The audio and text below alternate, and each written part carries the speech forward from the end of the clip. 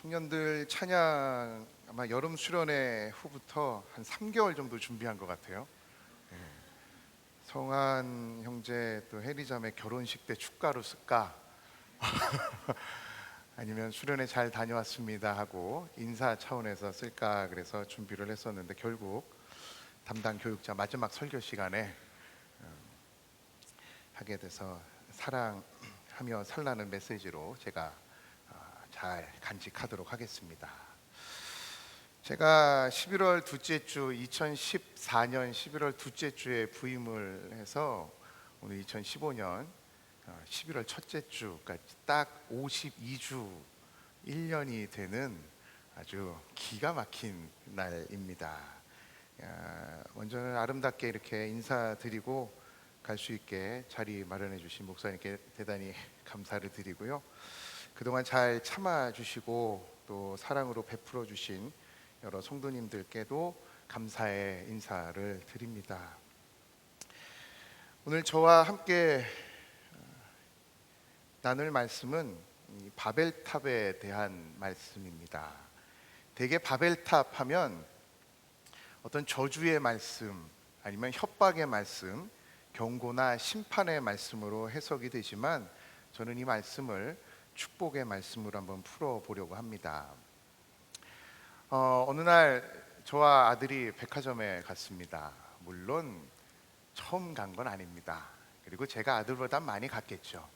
근데 백화점에 들어서는 순간 이제 에스컬레이터를 타고 올라가려고 하는데 에스컬레이터가 고장이 나버린 겁니다. 이럴 때 제 생각에 화가 나는 거죠. 또 고장이 났네. 아니 지난번에도 그랬는데 어떻게 고친 거지? 정말 화가 난다. 저만 그럽니까? 아마 여러분들도 어떤 길이 막혔을 때 자동적으로 이어지는 깔때기와 같은 감정들이 있을 겁니다. 물론 아들이 있었기에 제가 그걸 입 밖으로 내보내지는 않았지만 그런 생각을 하는 와중에 제 아들이 한마디 합니다. 와우! 병신됐네가 아니라 변신됐다. 에스컬레이터가 계단으로 변신이 됐다. 한 계단 한 계단 걸어 올라가면 되겠네 라는 이 말을 듣는 순간 발음이 끝까지 안 되네요. 변신되었다라는 이 말이 제 마음 가운데 깊이 새겨지게 됩니다. 마음을 고쳐 먹어야 되겠구나.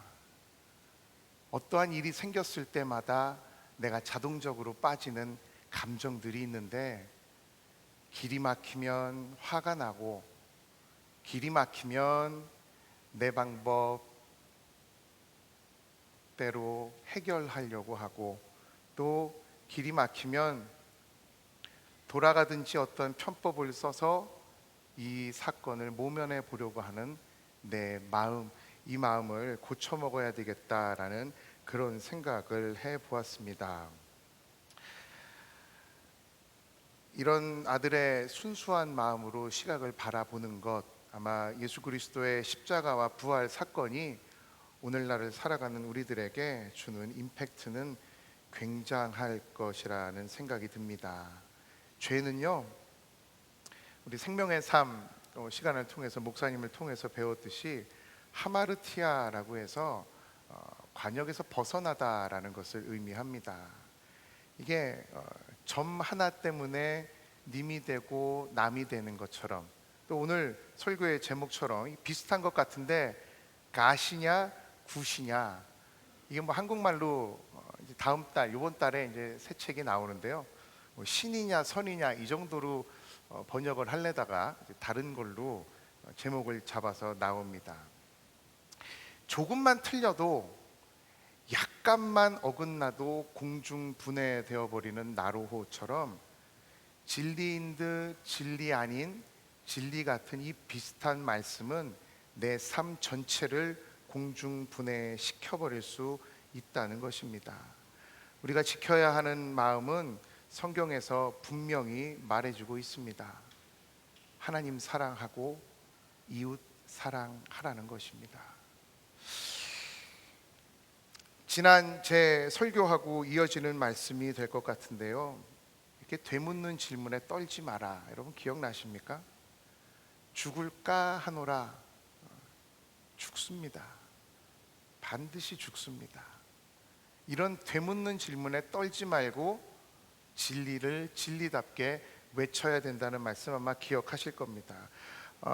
고기 먹지 마라. 제가 안 먹었어야 되는데 딴 고기, 오리고기, 참치, 생선 이런 거 먹다가 수술까지 하는 이 봉변을 당하는 거 여러분 아마 지켜보셨으리라 믿습니다. 오늘 이 말씀 사실 진리를 알면서도 시간 때문에, 주위 환경 때문에, 또 여건 때문에 쉽게 타협하게 될 때 만들어지는 아주 비극적인 결과를 알려주고 있습니다. 답은 간단합니다.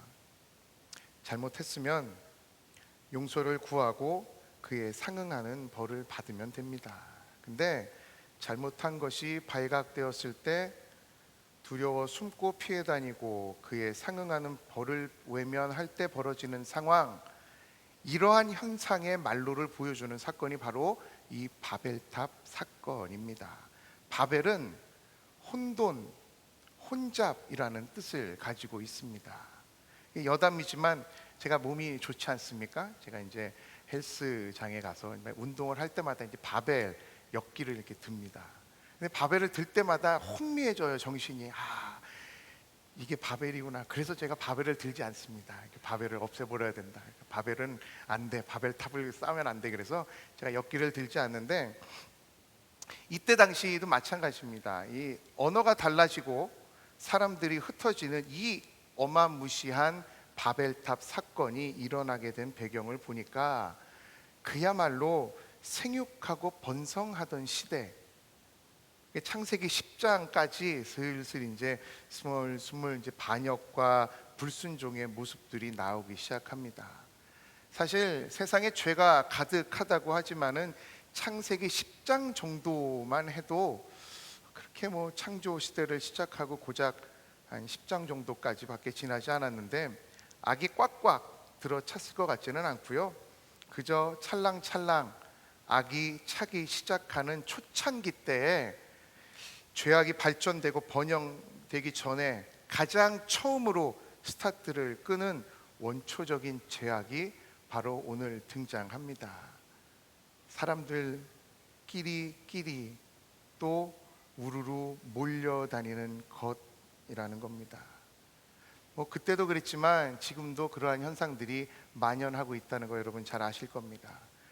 죄의 마음이 들어오면 두 가지 양상이 벌어집니다. 4절에 자기 이름을 내고자 하는 것이 그 첫 번째이고, 두 번째가 그리고 그 죄인들끼리 하나로 뭉친다라는 겁니다. 함께하면 같은 편이 되지만 함께하지 않으면 왕따가 되고 적대감까지 갖게 된다는 것이죠.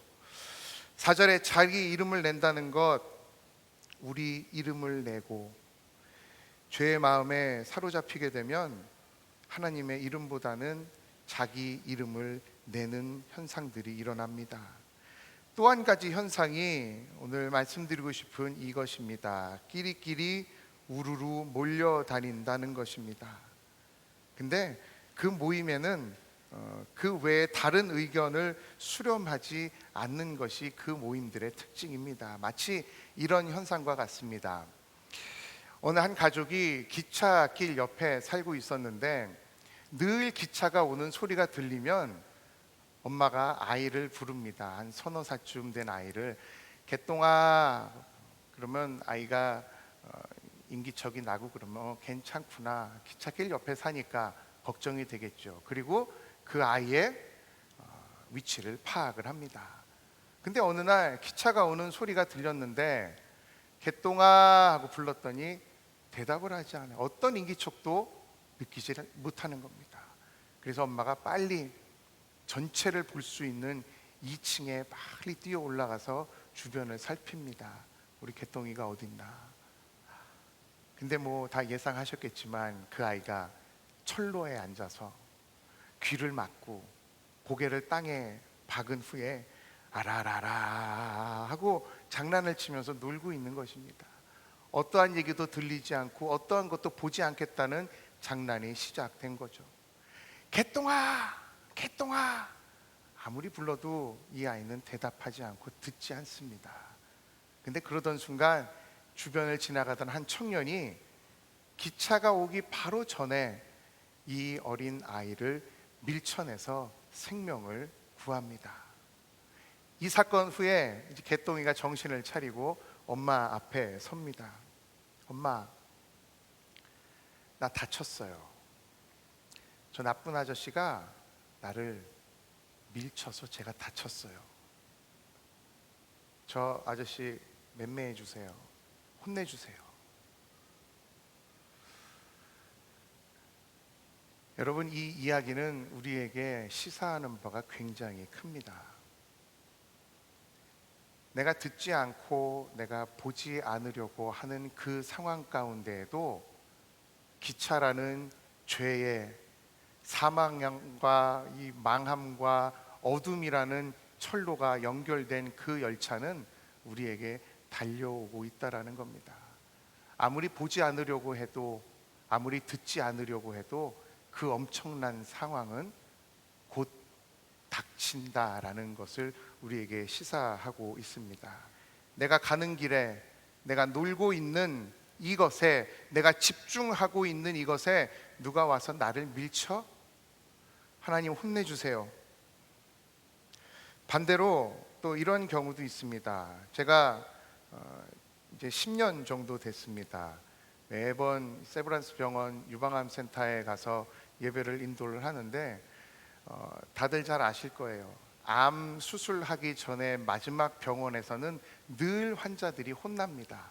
왜 혼나냐? 아니 어쩜 이 지경이 될도록 가만히 놔뒀습니까? 근데 놀라운 사실 하나를 제가 들었습니다. 대부분 환자들이 처음 온 것이 아니라는 겁니다. 다른 병원, 동네 병원, 그냥 지방 병원, 이런 병원에 가서 검사를 받고 진료를 받았건만 괜찮습니다. 문제 없습니다. 이런 오진과 잘못된 진료를 통해서 병이 더 깊어졌다는 겁니다. 마지막 병원에 와서 열구는 그냥 혼나는 거죠. 어떻게 이 지경이 됐도록 그렇게 가만히 놔뒀습니까? 오늘 오전에 말씀하셨듯이 정말 나쁜, 또 좋지 않은 못된 그런 나무, 그런 목자, 그런 의사를 만나게 되면 그렇게 된다는 것입니다. 그러다가 모이는 것이 나쁜 것이 아닙니다. 마지막 때 반드시 모이기를 힘써야 됩니다. 그런 개념이 아니라 모였으면 함께 기도하고 찬양하고 교회를 위해서 어떻게 헌신할까 이야기를 하고 빨리 흩어져야 되는데, 그 흩어짐이 없이 계속해서 몰려있는 이 현상들을 오늘 이 바벨탑 사건이 이야기해 주고 있습니다. 그러다 이 백성들이 겁이 난 거죠. 이 무리들이 겁이 난 거죠. 아, 뭔가 느낌이 왔다. 뭔가 일이 벌어지겠구나. 혼나겠구나. 우리가 이러다가 흩어지겠구나. 두려운 마음이 들면서 이 심판의 그림자를 피하기 위해 3절 서로 말하되. 서로 말하는 거 좋습니다. 말은 서로의 감정을 알 수 있고 나의 사상과 나의 정신세계를 상대방에 보여줄 수 있는 아주 중요한 매체 중에 하나입니다. 근데 그 말들 좋을 땐 좋지만 이게 또 잘못 사용되면 정말 엄청난 효과들이 일어나는 거 여러분 잘 아실 겁니다. 제가 유학 초기 때 뭔지 모를 이 동양인들에 대한 비아냥거림에 제가 또 그런 거 못 참지 않습니까? 제가 또 한번 한따까리 또 해야죠. 정말 열심히 한 3문장 정도만 외워도 영어를 굉장히 잘하는 것처럼 들려요. 정말 달달달달 외워갖고 저를 비아냥거리는 학생한테 가서 이야기를 합니다. 샬라샬라 샬라샬라 샬라샬라샬라샬라. 제가 정확한 문법을 사용해서 정확한 인토네이션을 통해 정확한 액센트 다 전달을 했는데 이 녀석이 또 한마디를 합니다. Pardon? 뭐라고? 이제 이러면 외웠던 거 다 까먹게 되죠. 더 이제 열받게 되는 막 이런 상황에 제가 하지 말아야 될 말을 합니다. 야, 조심해라. 이 이야기를 어떻게 할까? 이게 영어로 Watch your back. 이런 거. 너 뒤 조심해라. 근데요, 우리나라 말로 표현하니까 그냥 너 밤길 조심해라 이 정도가 되지, 외국 문화에서는 이 Watch your back이라는 이 단어가 그냥 협박, 뭐 내가 너를 죽이겠다, 하여튼 이 정도 수준의 경찰서에 가서 이 소송이 걸릴 만한, 이게 또 문제아로 이게 분리될 만한 아주 굉장히 심각한 욕이라고 합니다. 나중에 뭐 제가 싹싹 빌고 야 미안하다 내가 그런 게 아니다고 밥을 많이 사주고 이제 끝내기는 했지만은, 이러한 상황들을 통해서 무수히 많은 말들이 오고 가지만, 무수히 많은 의견들이 제시되고 나의 주장을 이야기를 하지만 결국 방향을 제시하고 끌고 가는 것은 군중이라는 것입니다. 근데 그 군중에서도 결정할 수 있는 결정권자에 의해서 끌려간다라는 것입니다. 이 무리들, 이 백성들이 리더 같은 사람 한 사람의 말투를 한번 보기를 원합니다. 이게 영어로 우주 하면은 뭘 좀 해주시겠습니까? 라는 부탁의 의미고 의견을 좀 수렴하려는 말투지만, let's make 뭐 합시다 라는 이런 뭐 어떻게 할까요? 묻는 게 아니라 그냥 명령하면서 따라가는 것을 우리가 볼 수 있습니다. 이미 방향을 정해 놓고 결론을 가지고 여론몰이를 하는 명령의 말투라는 것입니다. 근데요, 3절에 보니까 그 말이 정말 그럴싸해요. 벽돌을 만드는데 왜 만드는지, 무엇을 위해 만드는지는 밝히지 않고요, 바로 벽돌을 만드는데 견고히 굽자. 자, 벽돌을 만드는데 잘 만들어야 되지 않겠냐? 라고 이야기를 하면서 시작을 합니다. 벽돌을 만드는 이유 알 필요 없고, 내가 이야기하는, 내가 청사진을 갖고 있고 빅픽처를 갖고 있기 때문에 나만 따라오면 된다. 자, 견고히 만들자.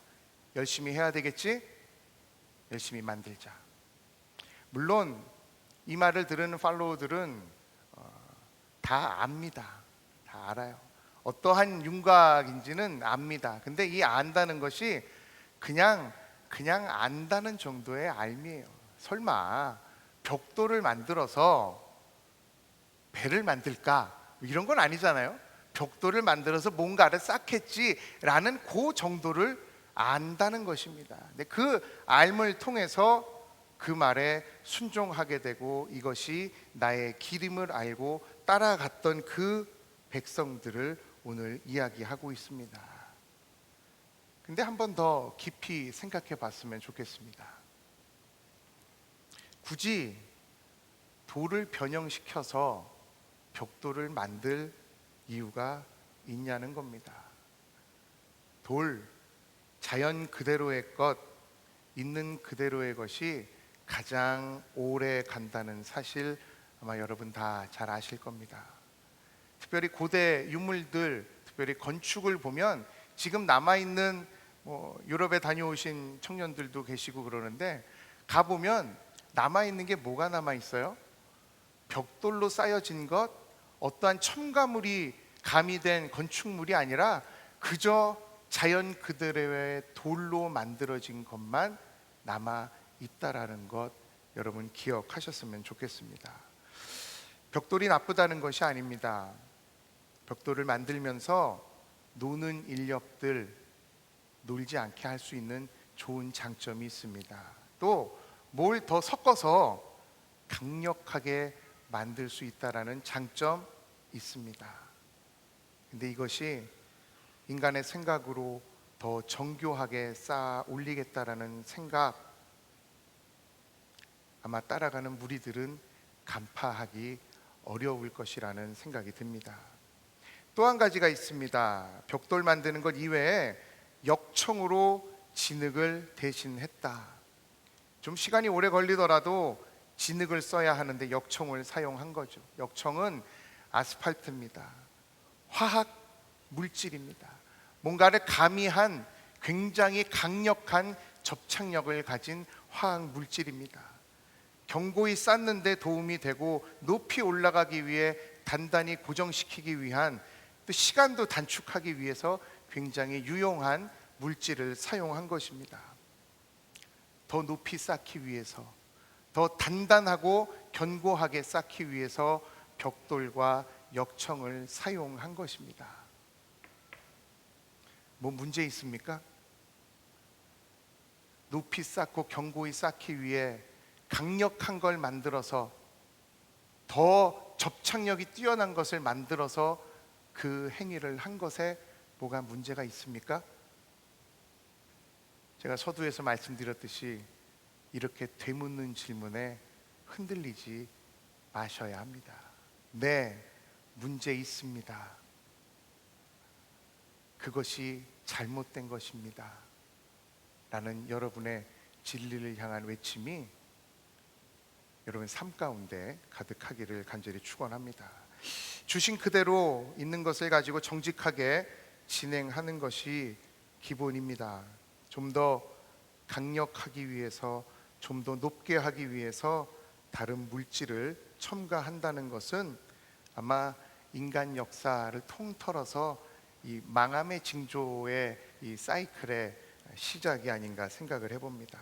이런 모습을 보신 하나님이 이제 직접 내려오시게 됩니다. 직접 개입하시게 됩니다. 내가 6절 그 경영하는 것을 금하지 못하겠다 하시고 직접 내려오셔서 언어를 흩어버리십니다. 그냥 위에 앉아 계셔서 이렇게 지시하시면 될 텐데 굳이 직접 내려오셔서 이야기를 하셨어야만 했나? 하나님이 직접 내려오신 그 이유가 뭘까요? 상을 주시기 위해서?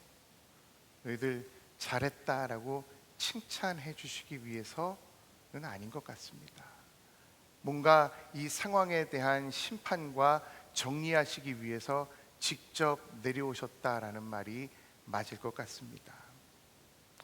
어쩌면 믿는 자녀들이 혼나고, 요새 말로 후들겨 맞고 망하고 중지되고 정지되고 뭔가 길이 막히는 이 상황이 어쩌면 더 높이 더 견고하게 쌓아놨다가 와장창 무너지느니 오히려 이쯤에서, 이 정도에서 내가 망함을 경험하는 것이 축복이구나라는 것을 여러분 삶을 통해서 경험하신 분들 아마 계실 겁니다. 그것이 사랑이고 그것이 하나님 안에서의 진정한 선입니다. 오늘 설교의 제목이 Good or God입니다. 인터넷에 보니까 이런 좋은 해석이 나와 있는 게 있어요. 한번 띄워주실래요?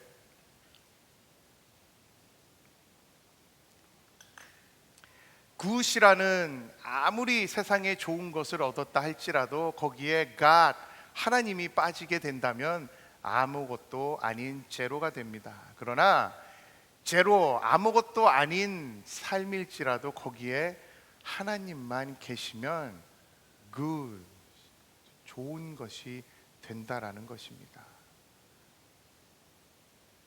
good이라고 다 좋은 것만은 아닙니다. 그것이 선에 대한 나만의 기준, 그 기준에 맞춘다면 어찌 보면 하나님 쪽에서는 강력한 악이 될 수 있다라는 말씀 드리고 싶습니다. 우리가 생각하는 선에 대한 기준이 있습니다. 교회 생활하면서 제가 지난 김세윤 박사님과 대담하면서 제가 질문을 드렸던 것입니다. 교회에서 하라고 하는 것들이 있습니다. 또 교회에서 하지 말라라고 하는 것들이 있습니다. 교회에서 하라는 거는 크게 주일 성수를 지켜야 되고 헌금을 해야 되고 전도를 해야 되는 것. 하지 말라라고 하는 건 술, 담배 하지 말고 제사 지내지 말고 요즘에는 뭐 동성애에 관한 것들, 음란한 것들 이런 거 하지 말라. 하라는 것과 하지 말라는 것을 안 하고 하는, 아주 철저하게 지키는 이 사람들을 향해 우리는 신앙이 좋다, 괜찮다, 그 정도면 됐다라고 이야기를 하는데, 김세현 박사님 그렇게 이야기하시더라고요. 그게 다가 아니다. 요즘 그렇게 사는 사람들이 너무 많다. 예를 들면 이런 겁니다. 안개 공동체라는 말 여러분 아마 들어보셨을 겁니다. 나 주일날 예배 드렸어. 그리고는 어떠한 교회의 사역도 참여하지 않습니다. 어떠한 봉사나 어떠한 헌신도 하지 않습니다. 왜? 내가 과거에 다 해봤으니까는요. 나는 지쳤으니까는요.